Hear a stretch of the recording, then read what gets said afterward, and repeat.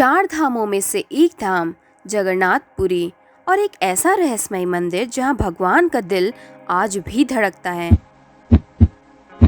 और you know what, यहाँ की सबसे स्ट्रेंज चीज़ जो होती है वो है हवा के ऑपोजिट डायरेक्शन में मंदिर का जो फ्लैग है वो लहराती है। हमारे देश भारत में कितनी सारी स्ट्रेंज चीज़ें होती हैं ना, जो कोई भी साइंस या साइंटिस्ट उसे समझ नहीं पाते। तो चलिए आज मैं आप लोगों को लेकर चलूंगी अपने साथ जगन्नाथपुरी धाम, जो हमारे कंट्री के चार धामों में से एक धाम है। सो हेलो एवरीवन, मेरा नाम कविता है और स्वागत है आप सभी का मेरे इस यूट्यूब चैनल कविता वाइन्स पर। तो मैं आ चुकी हूँ हटिया रेलवे स्टेशन और मेरी ट्रेन आ चुकी है तपस्विनी एक्सप्रेस, जो पूरे वीक चलती है। तो ये बेस्ट चीज़ है, तो आप वीक के किसी भी दिन प्लान बना सकते हो और दर्शन के लिए निकल सकते हो। अगर आप हटिया स्टेशन से 2:30 बजे की ट्रेन लेती हो तो अगले दिन 7:30 या 8 बजे तक आप पूरी पहुंच जाओगे। लगभग 16 से 17 घंटे आपको लग जाएंगे। सो ट्रेन प्लेटफॉर्म पर लगी हुई है। तो चलिए अब हम चलते हैं ट्रेन के अंदर। वैसे मैं ये सफ़र अपने फैमिली के साथ कर रही हूँ और हाँ, मुझे अभी तक अकेले टूर पर जाने का मौका नहीं मिला है। मेरा ये सपना तो पता नहीं कब पूरा होगा। सफ़र के लिए हम लोगों ने सारी चीज़ें, अपनी ज़रूरी सामान रख ली है और हम अपने सफ़र के लिए बिल्कुल तैयार हैं। वैसे गाइस, अगर आप लोग पूरी जाने का प्लान कर रहे हैं या जाने वाले हैं तो कुछ दिन पहले ही आप अपनी रिजर्वेशन करवा लें। आपको स्लीपर का चार्ज लगभग 380 रुपये लगेंगे।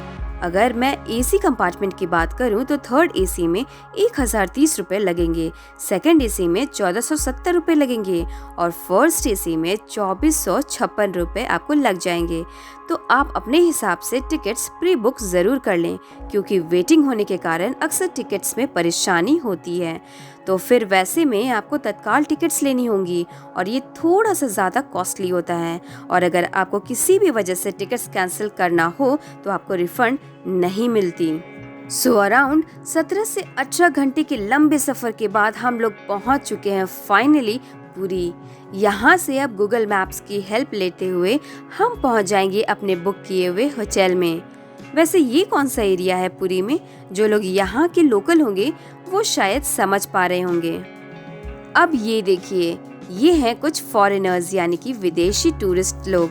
पता है, बहुत पहले की बात है, जब मैं अपने बचपन में घूमने आई थी आगरा, तब मैंने बहुत सारे फॉरेनर्स को देखे थे और उस वक्त मैं उन लोगों को देखकर इतना ज़्यादा खुश होती थी ना, जैसे मानो मैं कोई बॉलीवुड स्टार या हॉलीवुड स्टार से मिली हूँ। और उस वक्त मैं उन लोगों के साथ फोटोग्राफ्स लेने के लिए बिल्कुल बावली हुई जा रही थी।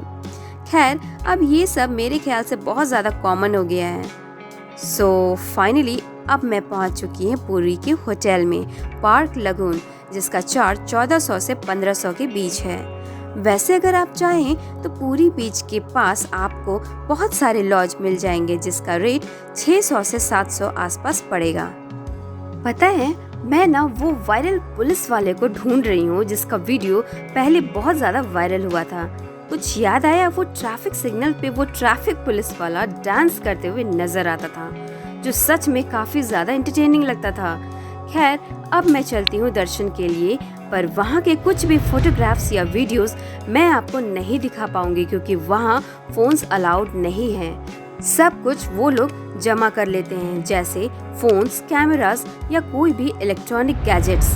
तो पुरी में दर्शन करने के लिए सुबह के 4 बजे से लाइन स्टार्ट हो जाती है। सो फाइनली दर्शन करने के बाद मैं आ चुकी हूँ पुरी बीच पर। इसे गोल्डन बीच भी कहा जाता है।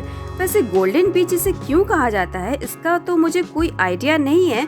तो जिसे पता है वो कमेंट करके जरूर बताएं, ताकि हमें भी पता चल सके। तो आप देख सकते हैं यहाँ चारों ओर बस पानी ही नजर आ रहा है। यह लहरें बंगाल की खाड़ी के कारण काफी ज्यादा पावरफुल और ऊंची होती है। शाम के समय यहाँ बेहद आकर्षक लगती है। यहाँ की लहरें सर्फिंग के लिए बहुत ही अच्छी हैं, लेकिन तट के पास ये काफी डेंजरस भी हो सकती है। ठंडी ठंडी हवाएं, ऊपर नीला आसमां, बहुत मज़ा आता है गाइस। ये सारी चीज़ें ना आप बस फील कर सकते हैं। मैं आपको वर्ड्स में उतने अच्छे से नहीं एक्सप्लेन कर पाऊंगी। सो मेरा यही कहना है कि आप यहाँ खुद आओ, घूमो और एक्सप्लोर करो। Okay guys, on a very serious note मैं आपको एक एडवाइस देना ज़रूर चाहूँगी। आप यहाँ एक दूसरे का हाथ बिल्कुल भी ना छोड़ें, क्योंकि यहाँ की लहरें बहुत तेज़ होती हैं और अगर आप थोड़ी सी भी केयरलेसनेस दिखाते हो तो ये लहरें आपको खींचती हुई चली जाएंगी। लाइफ गार्ड्स की सलाह ज़रूर माननी चाहिए। यहाँ आने का बेस्ट टाइमिंग नवंबर से फरवरी का होता है, क्योंकि यहाँ लहरें का आनंद लेने और बीच पर घूमने के लिए बेस्ट माना जाता है। यार मुझसे तो रहा नहीं जा रहा था, इसलिए मैं शाम में भी यहाँ घूमने चली आई। पर मैंने एक चीज़ जो नोटिस की है वो ये है कि सुबह के मुकाबले शाम में यहाँ काफ़ी ज़्यादा मज़ा आता है। शाम में यहाँ रोमांटिक और सुकून देने वाला होता है, जो शहर की गर्मी से राहत देता है। शाम के 5 से 6 बजे ही बीच पर काफी भीड़ बढ़ जाती है। सुनहरे रेत पर लोग वॉक करते हैं। रात में टॉर्च की रोशनी और स्टॉल्स की लाइट्स झालरों के कारण बहुत ब्यूटीफुल दिखता है।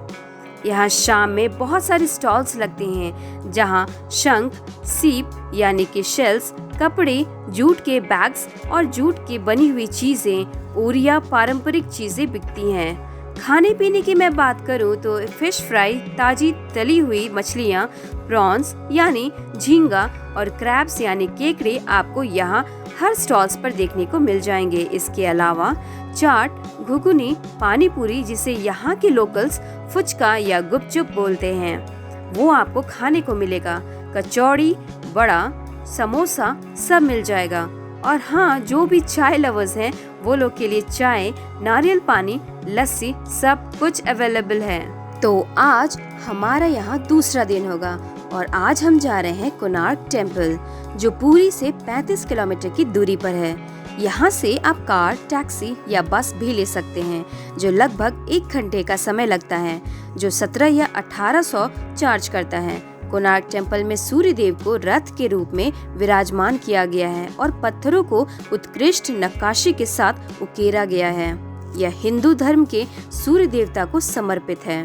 और अब हम यहाँ से जल्दी से निकलेंगे और चलेंगे चिल्का लेक, जो कोस्टल मरीन ड्राइव के जरिए सीधे जा सकते हैं। चिल्का लेक जो एशिया की सबसे बड़ी खारे पानी की झील है। चिल्का लेक 70 किलोमीटर लंबी तथा 30 किलोमीटर चौड़ी है। दिसंबर से जून तक इस झील का पानी खारा होता है, पर जैसे ही बारिश का मौसम आता है चिल्का लेक का पानी बिल्कुल मीठा हो जाता है। इस लेक में आपको फ्लैमिंगोज देखने को मिल जाएंगे, स्पेशली इन विंटर सीजन। कहा जाता है कि यहाँ डॉल्फिन्स भी दिखाई देते हैं, पर मुझे कहीं भी दिखाई नहीं दिया। आई थिंक ये सब बस अफवाह फैलाया गया है। और सबसे बड़ी डिसअपॉइंटिंग चीज़ यही है कि वो लोग बोलते हैं कि यहाँ बहुत सारे डॉल्फिन्स आपको दिखाई देंगे।